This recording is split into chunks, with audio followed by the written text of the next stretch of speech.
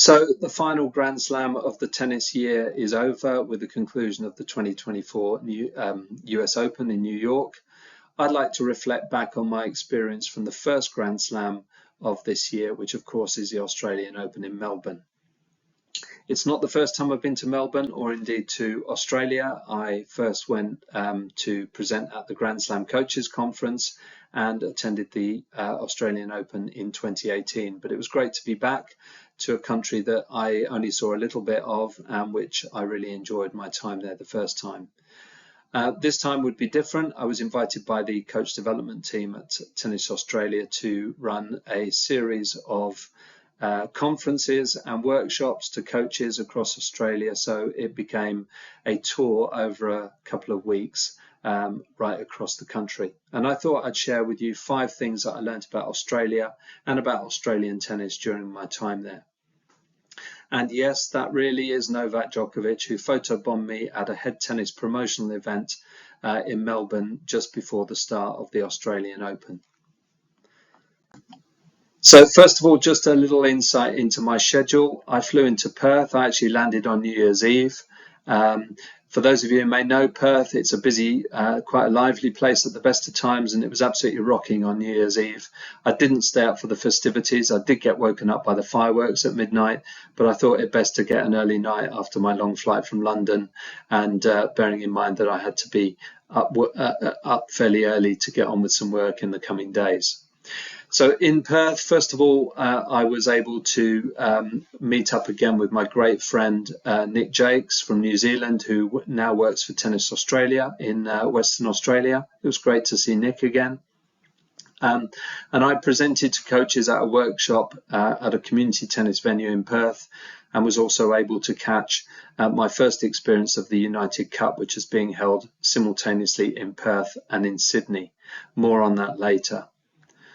Then I flew across 4.5 hours to Brisbane. I was barely in Brisbane for a day, but I presented to coaches at the Brisbane International event before then making my way down to the capital of Australia, Canberra. It's not Sydney or Melbourne that's the capital, it's Canberra. It's a much smaller city than other cities that I visited, but it was interesting to see the capital. Then I made the short hop up to Sydney. It's a city I've always wanted to visit. I was able to have a few hours as a tourist. I went down to the harbour and saw the bridge and Sydney Opera House, had some great street food, and took a ferry over to Manly Beach as well, so I could be by the seaside in Sydney. And then I presented at the coaches conference there at the Olympic tennis venue. I actually stayed in the Olympic Park in Sydney, which was really good to be able to soak up the atmosphere and to get an experience of living in an Olympic village. Then it was across to Adelaide, and my overriding memory of Adelaide, actually, it's a beautiful city, but my main memory there was that it was the first ever time that I've presented to coaches on grass. It was a beautiful hot summer's day. The grass courts were in immaculate condition, and I really enjoyed presenting at a workshop to local coaches on pristine grass courts. Then from Adelaide, I made my way down to Melbourne, where I would present to coaches in a slightly different format. I visited a number of local tennis clubs in the metropolitan area where I worked with teams of coaches in their home environments, and that was really good to do. I also had some meetings with some staff from Tennis Australia. It was great also to catch up with Sandy Proctor, the president of the LTA, and then of course to catch some great tennis for a couple of days in Melbourne before I made the long journey back to London. So that was my schedule. So what about the 5 things that I learned that I was going to share with you? Well, the first one is to do with distance. Not distances inside Australia, huge though it is, but distances from Kooyong to different places. And those of you who may know Kooyong as the former venue of the Australian Open before it moved from the grass courts to the hard courts of Melbourne back in 1988. And the interesting or perhaps useless fact, depending on how you look at it, was that Kooyong Lawn Tennis Club is almost exactly the same distance from the other 3 Grand Slam venues. So Kooyong to Flushing Meadow is 16,690 kilometers away. Kooyong to Roland Garros is 16,878 kilometers away, and as you can see on the sign in the photo, Wimbledon is a touch further at 16,999 kilometers. My second takeaway was the United Cup. As I mentioned, it's been run simultaneously in Perth and Sydney. It's my first experience of such a fantastic event, and it's only in its second year, but it was a real privilege to be able to see some great singles and mixed doubles tennis. If you're not familiar with the format, teams representing their countries are made up of the #1 man and woman playing singles events, plus a mixed doubles event as well. My third takeaway was about tennis stadiums. Now, I don't know if you're anything like me, but I find sports stadiums in general really impressive places. I love them when they're empty. They seem to be really eerie and impressive when they're empty, and then how they come to life when they are full during sporting events is just something I love. And the Australians really know how to build tennis stadiums. I visited the smaller and you might say more intimate Adelaide International, and I also visited at the other end of the scale the really impressive Rod Laver Arena with its sliding roof at the Australian Open in Melbourne.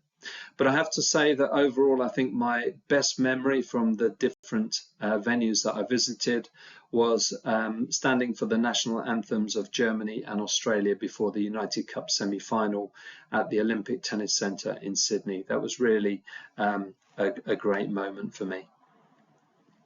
My next thought was about Hot Shots. Now that was the real reason why I was there. Hot Shots has been rebranded and updated to better reflect modern society and modern trends. And Tennis Australia have really done their homework with all the research on how to update Hot Shots. If you're not familiar with Hot Shots, it's Tennis Australia's national junior tennis program, primarily for 10 and unders. And the research that they've done includes new information on how best to scale court sizes and net heights to ensure that the game is better suited to the physical size and abilities of kids today.